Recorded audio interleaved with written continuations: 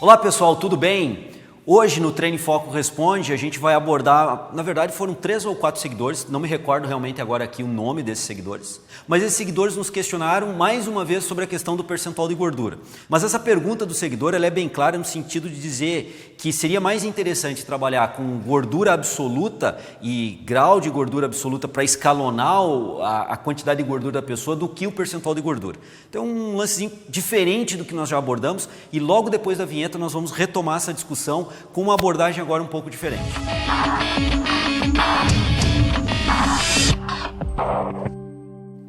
Bom, como eu falei antes da vinheta, a questão discutida hoje é a gordura corporal. E um dos seguidores nos colocou da seguinte forma: João, não seria melhor ao invés de nós controlarmos a gordura corporal da pessoa pelo percentual de gordura, nós controlarmos pela gordura absoluta?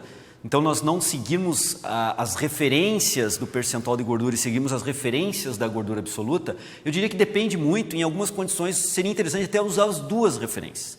Mas ele coloca o seguinte, que seria porque o percentual de gordura, se a pessoa aumentar o peso de massa muscular, o percentual de gordura vai diminuir, e isso é verdade, mesmo sem ter alterado 1 grama na gordura absoluta dessa pessoa. Isso também é verdade. Isso que os seguidores nos colocam como um ponto negativo do percentual de gordura, ele é verdade. Isso pode acontecer, mas eu não vejo como um ponto negativo. Justamente essa é a ideia de um percentual. Ele nos dá um valor relativo daquele teor de gordura em relação a alguma coisa. No caso do percentual de gordura, ele está nos dando o teor de gordura total da pessoa em relação à sua massa corporal total. Obviamente, se a massa corporal total da pessoa aumentar por outros motivos que não sejam a gordura corporal, o seu percentual de gordura, como ele é relativizado à massa corporal total, ele vai diminuir. E essa é uma informação pertinente. O indivíduo está diminuindo seu percentual de gordura, está diminuindo a sua gordura em relação ao seu peso corporal, porque ele está aumentando seu peso corporal, por exemplo, por aumento da massa muscular. Essa é uma informação útil e importante. Embora nós saibamos que a gordura corporal total possa não estar sendo alterada em nada. Por outro lado, se o indivíduo perder massa muscular, aquele percentual de gordura tende a crescer. Essa é uma informação importante. Mesmo sem ter diminuído a gordura, como subiu o percentual de gordura? O percentual é relativo, é uma informação de gordura relativa à sua massa corporal total. Qualquer alteração na massa corporal total, que não seja de gordura, também influenciará o percentual de gordura. E essa é uma informação interessante. Então, o que pode parecer no primeiro momento negativo, eu vejo como positivo. Nos traz uma informação útil para raciocinarmos as modificações morfológicas que possam estar ocorrendo com esse indivíduo que está sob a nossa tutela de treinamento. Isso é um ponto importante. Esses nossos seguidores também colocaram uma situação do tipo: nós poderíamos considerar uma massa gorda adequada entre 6 a 8 quilos, por exemplo, para homens, uma massa de gordura um pouco acima do adequado, entre 8 a 10 quilos, eu não me lembro bem dos valores, eu estou aqui colocando a ideia, né? E uma massa de gordura elevada de 10 a 12 quilos de gordura, e eles nos colocam: João, isso não seria o mais interessante para a gente trabalhar a ideia de gordura corporal, se está muito alto ou muito baixo? Ou seja, retomo a ideia, de 6 a 8 quilos baixo, por exemplo, de 8 a 10 quilos ideal, de 10 quilos a 12 um pouco acima do ideal e acima de 12 quilos muito acima do ideal em termos de quilos de gordura no corpo. Não seria mais interessante nós raciocinarmos dessa forma do que raciocinarmos como forma de percentual de gordura? Por um lado é interessante, por isso que eu digo que às vezes os dois casos possam ser interessantes ser utilizado. Por um lado é interessante. Agora vejam bem, nessa forma de escalonar a gordura, nós podemos estar incorrendo num erro, e num erro às vezes relativamente grave. Vamos imaginar o seguinte, que um indivíduo, sobre o nosso tutela de treinamento, apresenta 9 quilos de gordura. Dentro desse escalonamento que eu coloquei, estaria dentro do ideal, que digamos que 8 a 10 quilos de gordura seria o ideal. Porém, vamos imaginar que esse indivíduo que apresenta 8 quilos de gordura seja um homem com 1,50 m, um homem baixo, bastante baixo, para eu poder fazer diferenças aqui para vocês entenderem. São 8 quilos de gordura absoluta, num tamanho corporal, numa estatura de um homem de 1,50 m. Agora vamos imaginar que esses mesmos 8 quilos de gordura façam parte de um homem, ou seja, o homem também foi diagnosticado, essa pessoa também foi diagnosticada, avaliada, com 8 quilos de gordura corporal. Portanto, dentro do padrão ideal, dentro de uma referência de escala, como eu descrevi anteriormente. Agora vamos imaginar que esse indivíduo, que apresenta também 8 quilos de gordura corporal, como o indivíduo anterior de 1,50 m, porém esse indivíduo agora tem 2 metros de altura. Obviamente, 8 quilos de gordura para o indivíduo de 1,50 m e 8 quilos de gordura para um indivíduo de 2 metros não representam o mesmo teor de gordura corporal. Então, quando nós escalonamos a gordura corporal de forma absoluta por quilograma em escalas, como eu descrevi antes, nós podemos estar incorrendo nesse erro. Nós estamos levando em consideração única e simplesmente o valor de gordura corporal do indivíduo, sem levar em consideração alguma referência que diga respeito às suas dimensões corpóreas, ao seu tamanho corporal.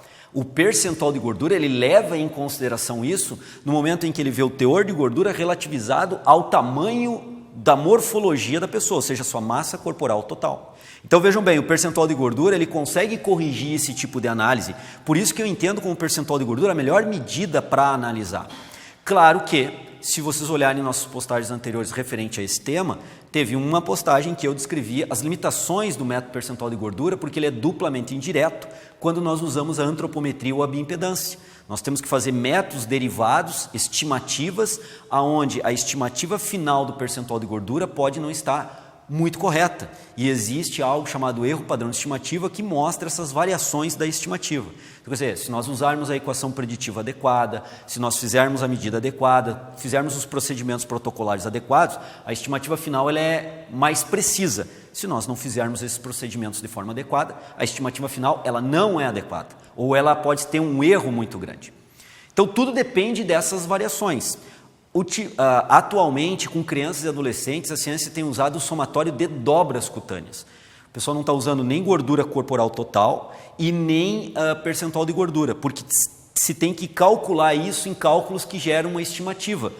Quando se mede gordura corporal, somatório de gordura corporal como tricipital mais subescapular para estimar a gordura de uma criança, de um adolescente, nós não temos o erro de estimativa, nós temos a gordura medida diretamente no indivíduo. Então, hoje a ciência, em crianças e adolescentes que têm flutuação da sua massa corporal muito grande, em função de vários tecidos, tem optado, na maioria das vezes, em fazer a quantificação de gordura por somatório de dobras cutâneas. E no meu último livro que eu lancei uma proposta adicional a isso, que se faça, sim, o somatório de dobra cutânea, que é interessante, mas que se divide o somatório de dobra cutânea pela estatura para ter uma relação entre somatório de dobras e estatura do indivíduo. Que nós venhamos a pegar o somatório de dobras e levar ele para cada 1 centímetro de estatura do indivíduo, quanto de somatório de dobra esse indivíduo apresenta. Dessa forma, de novo, nós vamos relativizar o teor de gordura corporal em relação à estatura do indivíduo. Isso eu deixo bem descrito, analiso e proponho no último livro que eu lancei. Vocês estão vendo aqui o link ao lado, o desenho, a opção de verificar isso no livro. Então, são opções, são discussões. Se você é personal trainer, se você cobra um valor do seu serviço em relação à média do mercado da onde você atua, da cidade onde você atua, acima da média, digamos, vamos propor, que você atua em uma cidade onde o mercado de trabalho de personal trainer, em média, cobra R$50, R$60 a sessão treino. Digamos que você cobre R$80, R$90 a sessão treino, ou seja, você cobra bem acima da média do mercado de trabalho. Você tem, por obrigação, fazer coisas acima da média do mercado de trabalho, para justificar o seu valor de hora treino acima da média. Então eu proporia, entre outras coisas, entre outros fatores, para que esse personal que faz um trabalho dito diferenciado e cobra de forma diferenciada, que ele utilize a massa gorda, o percentual de gordura, o somatório de dobra cutânea, o somatório de dobra cutânea dividido pela estatura e a somatotipia como índices para entender melhor o seu cliente. Ou seja, usar de vários artifícios para entender o teor de gordura do seu cliente e monitorar o teor de gordura desse cliente ao longo de um programa de treinamento. Isso sim justifica, por exemplo, no mercado de trabalho, eu cobrar acima da média do mercado. Porque o meu trabalho ele é diferenciado. E vejam bem, não é agregar coisas para encher linguiça, né? Para aumentar o volume de trabalho sem ter lógica nenhuma. No momento em que eu uso 5 índices para entender melhor o teor de gordura, vou ter mais trabalho, mas esse trabalho a mais que eu vou ter, eu tenho formas de enxergar esse teor de gordura diferenciadas e interpretar isso ao longo do tempo. Então eu tenho melhor condição de entender o meu cliente do ponto de vista de teor de gordura corporal, usando inclusive a endomorfia da somatotipia como um dos critérios de análise. Essa foi a discussão sobre o tema que alguns seguidores levantaram. Essa é a opinião do Treine Foco a respeito desse tema. Essas são as nossas justificativas a respeito da discussão desse tema. Não fecha aqui a discussão, não somos o dono da verdade, expomos aqui o nosso pensamento e as nossas justificativas a respeito. Fica então aberto aí para vocês interpretarem, junto a outros profissionais, quais são os pontos positivos e negativos que eles acreditam dessas questões.